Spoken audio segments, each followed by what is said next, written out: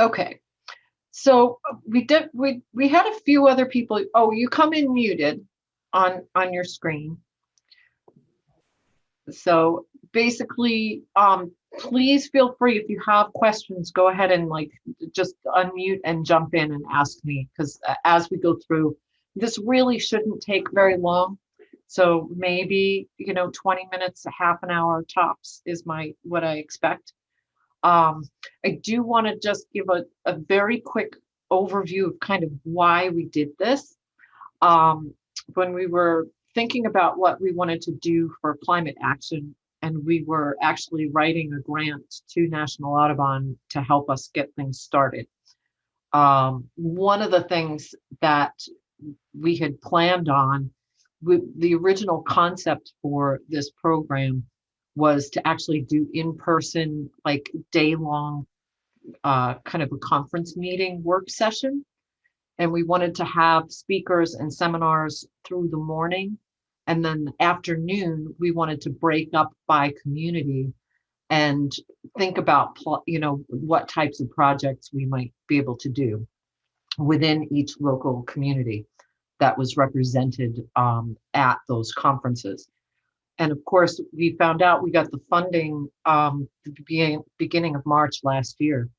And we started looking for venues, and like almost immediately, I think we looked at 2 venues, and then everything with COVID just shut things down.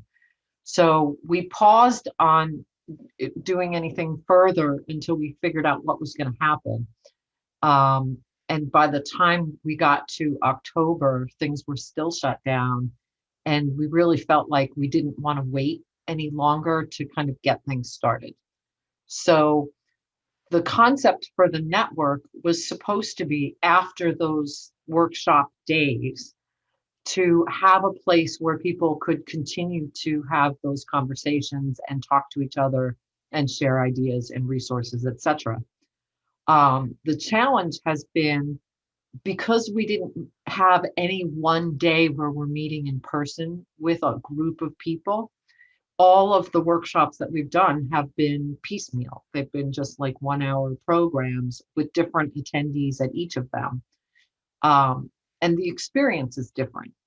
So, spending a day, if I had the opportunity to spend a day in the same room with 50 people, by the end of that day, I would feel fairly comfortable, talking to most of them. And I think people would be comfortable, asking questions or sharing ideas, and like it's a whole different dynamic. And the network was meant to be kind of a follow-up to that, to continue those conversations and not lose that momentum. So because of COVID, we had to kind of switch gears a little bit. We did the workshop series between November and March.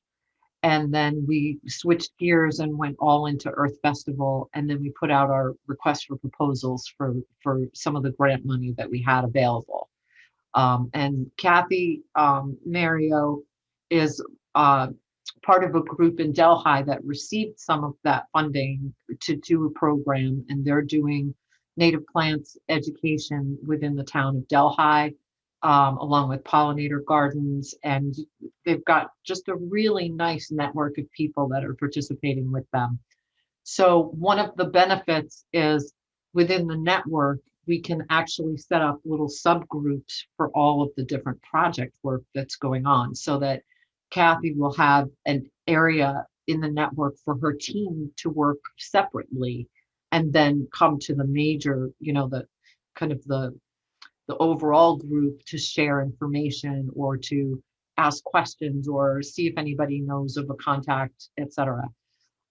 It also provides people in the climate group to learn about other things that are going on in their communities and maybe decide to help out in some way, and participate, or maybe take on their own projects. So that's kind of a little bit of a summary of where we were and how we kind of came up with this concept and what we hope to do with it. I'm going to go through and share my screen at this point and just indicate kind of how you get there. So everybody who's in this call tonight, Kyoko and Catherine, Becky, myself, are already in the network, but somebody coming in blindly, maybe not, might find us through our website. We've got this little globe symbol over here with network underneath it. And basically they can come to the home page. If you're already in the network, you can sign in, or you can do request to join. Request to join typically will just send an email to me that says somebody's requested to come into the network. I believe once people are in the group, they can invite others to join as well. So I'm pretty sure you would all have that capability to invite others to the network. So the network then ends up being in layers.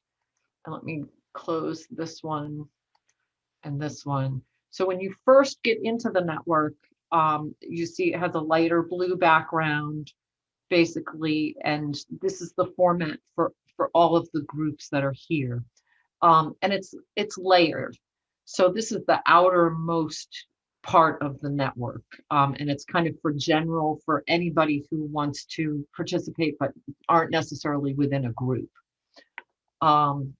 And it will show you, just like other social networks, it'll show you the most recent activity first, and then some pinned items at the top. So, I wanted to make sure that people, if they were coming in from the climate group, that they can find that in the groups section. And some other general, basically membership things for the chapter. But your most recent activity is going to show at the top. This is a Audubon's Priority Birds report that they just released yesterday. And it has some really good research and information about kind of what some of the real issues are identified and what Audubon and chapters are doing to address those things. Excuse me. So basically, people can comment on it, they can cheer it or like it. Liking or commenting is the only way that we really have of knowing if anybody's seen it. So it's hard. Like, I try to at least like things that I see. And then, okay. So then here is basically something that shows for me, and this is interesting. I'm using my husband's account because his shows differently, things differently than are on my screen. And I wanted it from a user. So this is a content that I posted in the Climate Action group, which is a private group, and he's able to see this because he's a member of that group, but somebody else coming in wouldn't necessarily see that content as part of activity. So I just wanted to promote the Otsego County Household Hazardous Waste Day, because it's in August this year when it's usually in September. Like, it's been in September forever, and shifting it to August is going to throw people off big time, I think. So I think what happened, from what I understand, is with COVID, the date that the company they hire to come and take the hazardous waste got taken by another group when we weren't able to hold it here. So they lost the date. I don't know if they'll get the September date back, but I certainly hope so, because household hazardous waste in the heat of August is going to be a lot different than early September. So basically, it'll show you members. It'll basically show other content. Groups is the next section that really is a big part of this. And when you click on groups, it will show you the groups that are here, but you'll see they're listed as private, and you can view it if you're in there, or if you wanted to join, then you can request access, and then the host of that group would be able to, accept their request. And right now we've got a group for the Climate Action Leadership Group, and then each of our projects has a group for their work teams, so they can work privately within the network, but not have that like internal conversations public to anybody outside their group. and then a membership group, which um, I really don't have configured with anything special right now. Um, so that's that. So basically, you can also, I'm going to go ahead into the climate action leadership group because this is where I've done most of the work within the network. But basically, again, it'll show you, featured posts. So things that I really wanted to bring attention to, like the carbon tracker, tracking your household carbon, to get baseline data so that as we progress over the next 20 years, we can actually see what changes have been made. So when you go from your gas powered vehicle to an electric car, you can track that you're now, reducing your carbon input by 8,000 metric tons of whatever carbon designation it has. I'm not extremely clear on the actual terminology for some of this, but this is trainings for local community leaders, and that was part of our posters for getting people into some of those programs that we did over the fall. And they're all recorded and all on our website in the webinars section. So then here you have, again, the most recent content, and then scrolling down, to the later content. And conversations can also be organized in here by topics. So topics is, I think, a really great avenue to take a look through for things that are interesting to you, different aspects of climate that are of interest that you might want to know more about, or if you're looking for information that you can try to see if there's anything that addresses that within one of the topics. So I added recently the equity, diversity, and inclusion. I added plants for birds and pollinators. And did I do a schoolyard habitat? I don't know that I did yet. But basically, I may add a topic area for like the outdoor classrooms for one of the other project groups that we have going on. There's curriculum materials and things like that that can be shared. So basically, we'll take electricity as one that I know has at least some content in some conversations. Anyone can start a conversation, anyone can post a topic or share resources. So this was one of the members when we first started who basically was talking about how communities might do collaborative programs for retrofitting older homes for heat pump cooling or air pump heating and cooling. So, we were talking about that just very briefly. Going back to topics, webinars and presentations, these are things that we find that are possibly of interest to people within the group.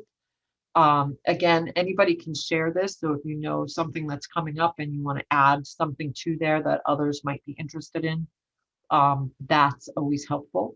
So this was one on pull invasives, plant natives. And Kathy, I think you did say you had attended that one. And I'm pretty sure they'll have an audio or a recording of that available. This was a recording for the climate webinar that we did with Dr. Kevin Schultz back in February. And then we had an inside look on how climate change affects our health. So things like this and things that other groups are doing as well. I try to post the links in here when I find them. This is the J Heritage Center in Rye, and they've done a couple really nice programs on climate change and kind of climate change from the grassroots up. So what to do in your local community that can affect change on a broader scale through your work. And they had Bill McKibben was part of this program when they did this, which he's probably one of the biggest names in climate just from years and years and years of speaking about it. So he's very, very well known. And then I had found one of his original older presentations that I had never seen that I thought might be interesting for people as well. So things like that. And there's all sorts of topics. And if you don't see a topic that you're interested in, you can always ask me to add it, or we'll see if we can find a way you might be able to add it yourself. So basically that's the topics. You can also post events. So if you know of something, and from anywhere in here, you should have this share what's on your mind, or this little plus arrow here.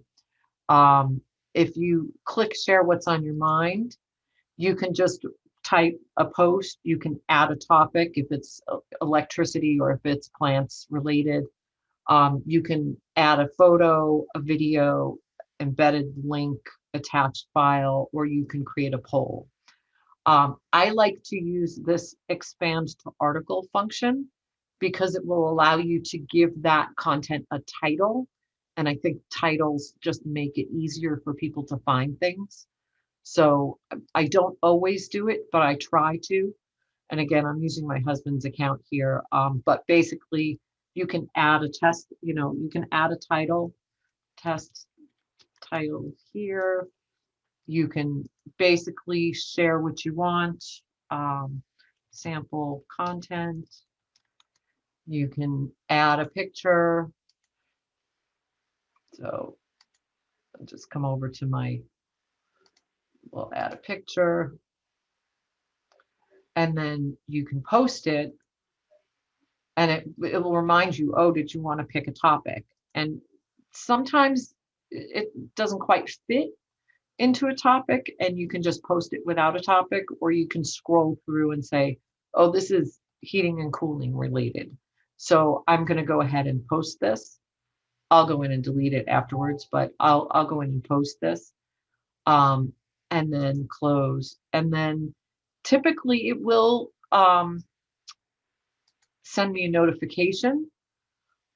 This was my notification from yesterday, but I heard a little ding. So that might have been my account being notified that Jeff just added a post. So basically, notifications are, in the platform in this upper right-hand side, and you have chat abilities. So you can chat with any other person that's in the network. So if anybody's looking to reach me, you can just type in Susan and it'll come up with me. And basically it will open up a chat window, and then this becomes just between you and that person. So it's just a two-way chat. I'll get a notification on my phone. I can reply to it right on my phone and basically continue a conversation that way. I'm going to close that. Notifications will just tell me, what's happened in most recently to least, and then it will give me the opportunity to clear that. Say, okay, I've read all those. I've been notified. In your profile, if you go to group settings, I believe, no, maybe not in group settings. Okay, group notifications, it will ask you, do you want to receive notifications? So that's yes. Where is your settings? There it is. Okay, notifications is one section where you can decide how you would like to get notifications. So of any activity, or if somebody is reaching out, like we'll use an @ tag to tag someone if we have a question specific to them. So I can tag, I think, Kathy, I think I tagged you in a comment the other day to something. And that hopefully gave a notification out to her that I had tagged her in the network and there was something for her to look at. So you can get email notifications. You can get notified on the app. You can download the app and it basically, once you sign in on the app, um, you typically only have to sign in once and then just save it on your phone, and it'll open. So you can choose to know as things happen or once a day digest, and then you can choose what notifications you want. So cheers on your posts, comments on your posts, app mentions, I think is really important to have notifications of. Updates from your hosts, which right now would be me. Becky, I believe, may also be host or moderator here. Um, Event updates, reminders, poll answers. So like all of these things you can choose individually to get notifications of, and then group notifications. So um, any questions so far? Because that's, I mean, that's pretty much it. You can schedule events. So you can go over here, and if there's an event that's of interest to people, you know, that you're hosting, you can add your title, start date, end date, etc. Add information about it and share it with others that are here. Uh, another one of the reasons why we chose to do our own network as well is everything is so tied up in Facebook. It's hard to find things and you don't own it, basically. So, you know, we've had some issues trying to advertise some of our climate events because it's considered a social or political issue, and they've like said, nope, you can't do that. And it makes me a little bit fearful that if I post something on climate and it gets, you know, feedback or whatever, that you know, I, I don't want to risk losing the Facebook account because we're talking about climate change. And I feel like at least this we own, we can manage it, we can discuss it, we can moderate it, and we, you know, we don't have to have those types of issues. I think if there's anything else, there's an all group chat. So for everyone who's logged in now, Kyoko, Jeff, and myself, I can go to a group chat and it will include everyone here, and I can type in and have a chat with the whole group. And Kathy, your group for the Delhi project will also have that function. So if you've got everybody online, you know, where you're meeting online, you can open that chat and basically everybody can contribute in there. So I am going to leave that without saving. So that's pretty much it. If we go back to the regular main part of the network, because again, it's in layers, you can look at some of these other groups that are currently active. And like if I was somebody who lived in Guilford that's in the climate network, I might want to join that outdoor classroom group or that Middlefield Bluebird project, depending on where you live.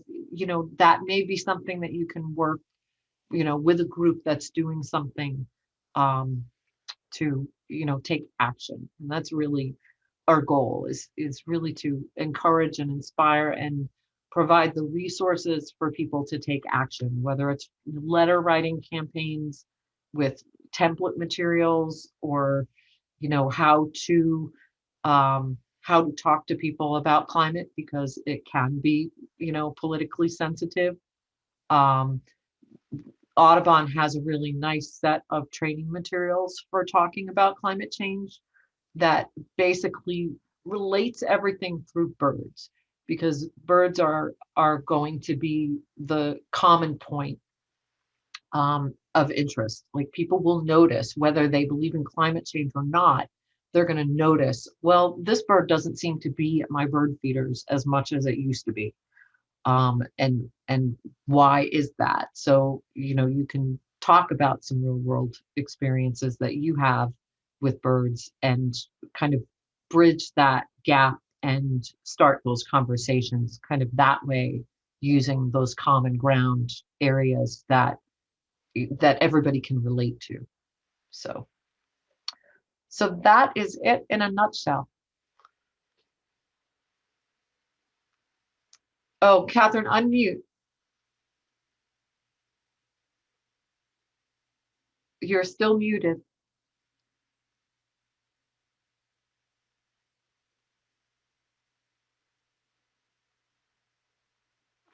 Oh, let me see if I can. I don't know if I can unmute you from here. I can just ask to unmute.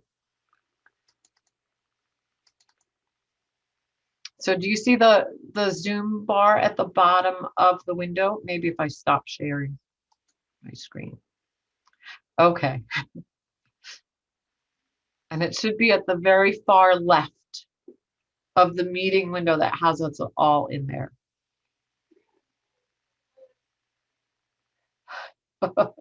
You had it before. She's shaking her head. Or if you press the space bar on the keyboard while you talk, that might work. Can you hear me? Yes. Ooh, Thank you, Kyoko. very good. Before, down on the left, I mean, my mic was there. I unmuted. I was going to ask you something and then I couldn't find it again. Usually if you scroll up, it's down there. But anyway, what I wanted to ask was, is it better for us to communicate with you through our Delhi group, or just use the Delhi homegrown group here just for inner group work, but we can still get a hold of you the way we usually do? You can communicate with me however you want. Like I am just committed. If I'll respond, if you text me, I'll text you back. If you email me, I'll email you back. Well, you always do. And in terms of like, we could announce this on like the thing at the market next week or something. I don't know why I would want to do that, but an event like that, would we go to the main page and do events? Yes. Okay. You would go, I would say you would go to the climate action group. Yeah, because that's where the big- bulk of our members are.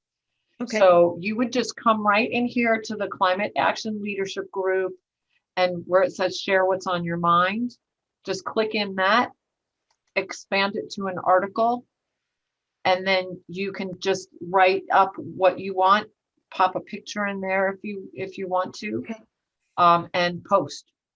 And Terrific. that way, now that information is accessible to all those other people in the climate group. I did share it with our board, particularly because we do have a couple of board members in Delhi that I knew would be interested in coming down there. So Kyoko, just for your background information, the Delhi group they have an exhibit at the Delhi Farmers Market next week on Wednesday. Yep. 23rd. So basically, and you're giving away native plants, correct? Yes. Yep. And Connie will be there. Yep. Connie Tedesco, is she going to stay at the table with you for the day? No, just a quick visit, I think around 10 or something. She Okay. said she'd get over when she could. Okay. And do you have the plants already? No, I have to Okay. go get them, but the ones I don't have room for in my car, she'll bring when she comes. Okay, great. Yeah, and then Right. we figure out how to put them in a greenhouse and how to keep them. Anyway, Okay. Or So some- yes, I would definitely post that there, let people know about it, because we've got over 50 people in there now. Mhm. And there may be people who are in your area that may want to be involved. So Terrific. definitely a place to share information, ask questions. If you find resources, post and let people know.